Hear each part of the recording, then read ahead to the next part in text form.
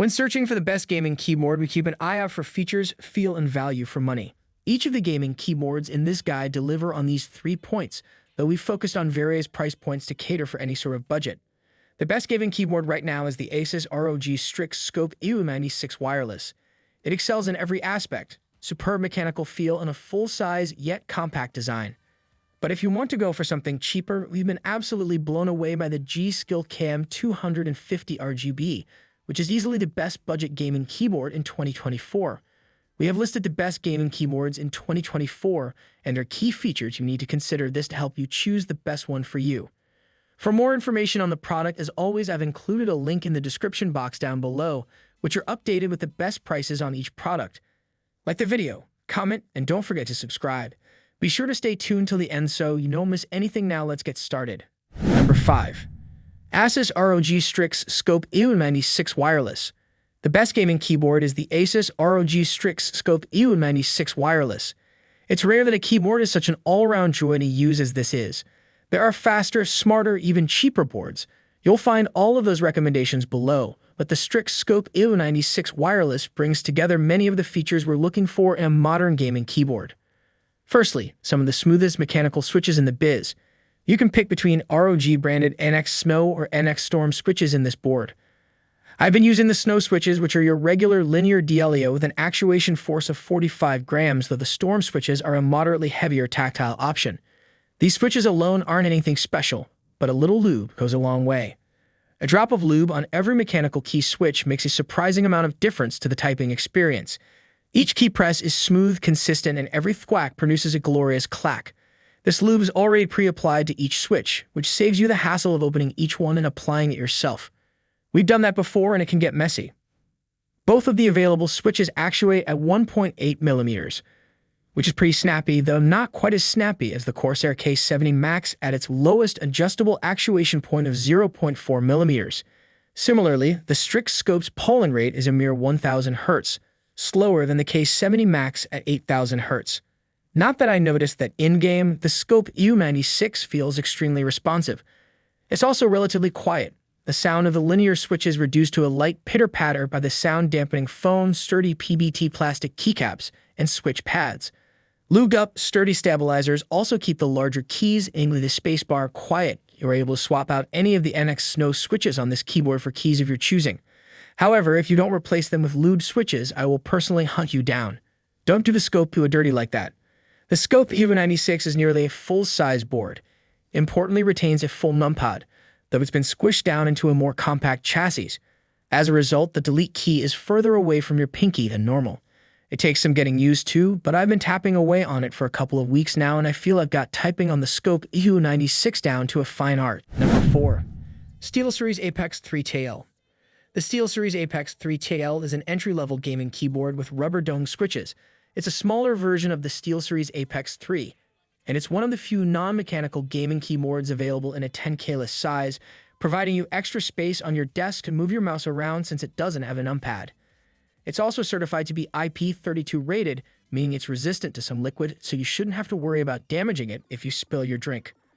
All keys are macro-programmable through the new SteelSeries GG software, and it has RGB backlighting. But the keys aren't individually lit, so you only have 8 customizable zones. The SteelSeries Apex 3 TL is decent for gaming. The rubber dome switches are fairly light to press, but they have a long pre-travel distance. All keys are macro-programmable and it has RGB backlighting, but the keys aren't individually lit, so you can only customize the lighting to 8 zones. Sadly, the latency is high for competitive gamers, but it should be fine for casual gamers. The SteelSeries Apex 3 TL is decent for office use. The keys are stable, and the rubber dome switches provide decent typing quality with tactile feedback. Sadly, the ABS keycaps feel slippery, and it doesn't come with a wrist rest, but you still shouldn't feel too much fatigue. Also, it's wired only, so you can't connect with your mobile devices. The SteelSeries Apex 3 TL is okay for programming. You can reprogram and set macros to any key, and it has decent typing quality as the keys feel stable. Its ergonomics are just alright as it doesn't come with a wrist rest. It's good to use in a dark environment because it has RGB backlighting, but it's zone lit with only 8 customizable zones. Number 3. Keychron Q3 Max. A delightful typing experience wrapped in a weighty block of aluminum, the best 10-keyless gaming keyboard has to be the Keychron Q3 Max. Don't be fooled into thinking the 10-keyless TKL gaming keyboard market isn't as competitive as the full-size one. It absolutely is. We've tested heaps of excellent TKL boards over the past few months alone, such as the Razer Huntsman V3 Pro TKL and ROG Azoth, two fantastic keyboards from big names in the industry. And still we've come away most impressed by the Q3 Max. Keychron isn't a household name, though with more boards like this and the K2 below, it's going to make one hell of a name for itself. The Q3 Max is crafted out of a piece of thick machined aluminum. It weighs a hopping 2.045 kilograms as a result. Don't be put off by that, however. We often find heavier keyboards are sturdier and offer a much improved typing experience over lighter, flimsier boards. That's the case here. The Q3 Max is a dream to type on. The many layers making up its construction include sound-dampening foam, film, a latex pad, and more foam. This produces a steady and consistent typing experience that's on another level next to some. And the sound of it. The Q3 Max sounds divine. One of the key benefits of a TKL keyboard is that it takes up less room than a full-size keyboard. That means lopping off the numpad, hence the name, and usually losing other extraneous features, such as dedicated media keys.